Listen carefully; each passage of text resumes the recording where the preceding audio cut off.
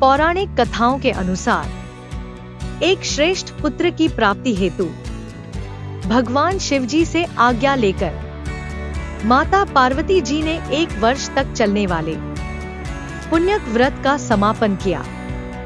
तब व्रत की समाप्ति पर पुरोहित सनत कुमार ने माता पार्वती जी से कहा कि सुव्रते, मुझे दक्षिणा चाहिए। तब माता पार्वती जी ने मुंह मांगी दक्षिणा देने का वचन दिया। लेकिन फिर क्या था, पुरोहित बने सनत कुमार ने अस्वाभाविक दक्षिणा की याचना की और माता पार्वती जी से कहा कि हे देवी, इस व्रत में दक्षिणा स्वरूप मुझे अपने पति भगवान शिवजी को दे दीजिए। और यह दक्षिणा सुनते ही माता पार्वती जी पर जैसे वज्रपात हुआ और वह व्याकुल होकर विलाप करती हुई मूर्छित हो गई।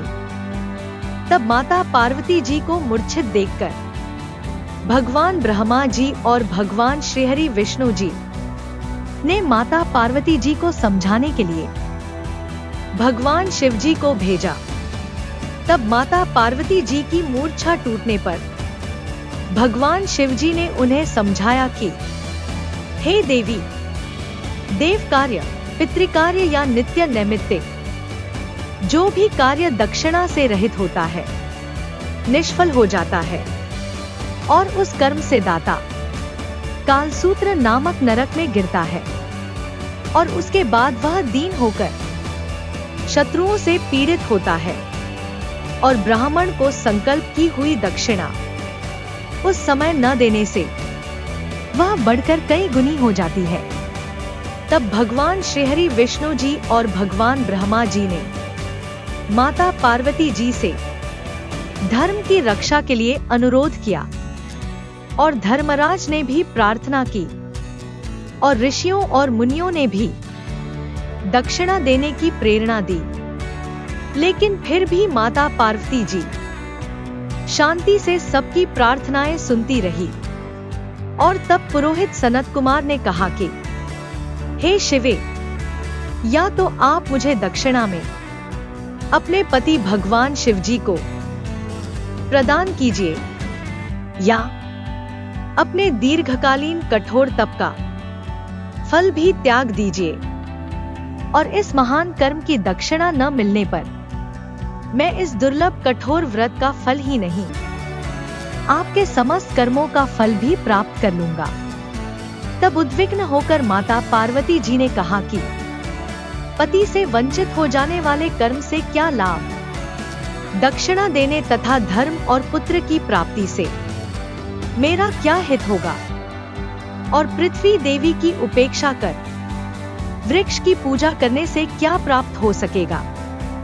साध्वी स्त्रियों के लिए पति 100 पुत्रों के समान होता है और ऐसी स्थिति में यदि व्रत में अपने पति की ही दक्षिणा दे दी जाए तो पुत्र से क्या लाभ। और यह सत्य है कि पुत्र पति का ही अंश होता है, लेकिन उसका एकमात्र मूल तो पति ही होता है।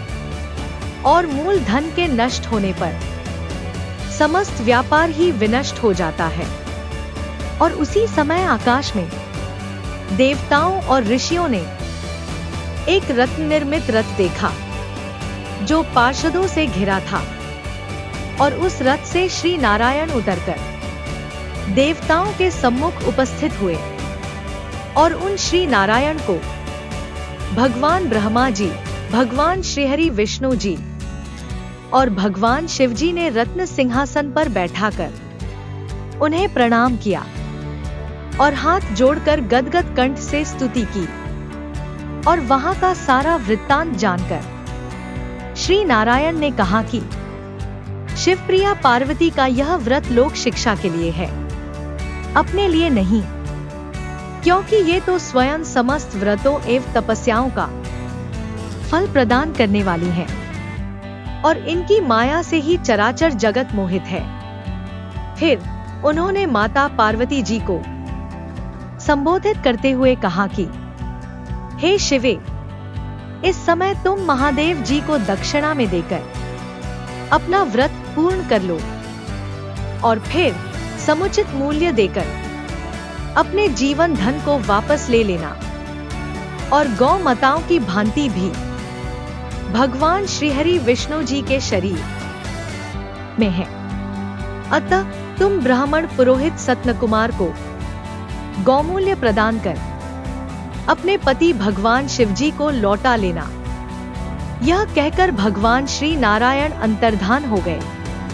तब माता पार्वती जी प्रसन्न मन से अपने प्राण सर्वस्व भगवान शिवजी को दक्षिणा में देने के लिए तैयार हो गई और उन्होंने हवन की पूर्णाहुति की और अपने जीवननाथ शिवजी को दक्षिणा के रूप में प्रदान कर दिया।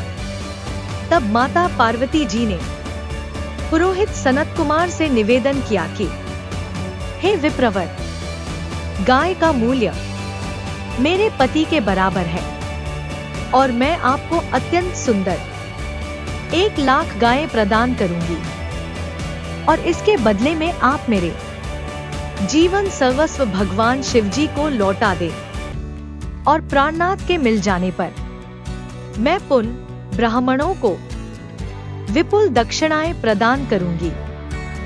तब पुरोहित सनत कुमार ने माता पार्वती से कहा कि देवी, मैं एक ब्राह्मण हूं और मैं 1,00,000 गायें लेकर क्या करूंगा और इस दुर्लभ रत्न के सामने 1,00,000 गायों की क्या तुलना, और मैं इन्हें साथ में लेकर त्रिलोक में भ्रमण करूंगा।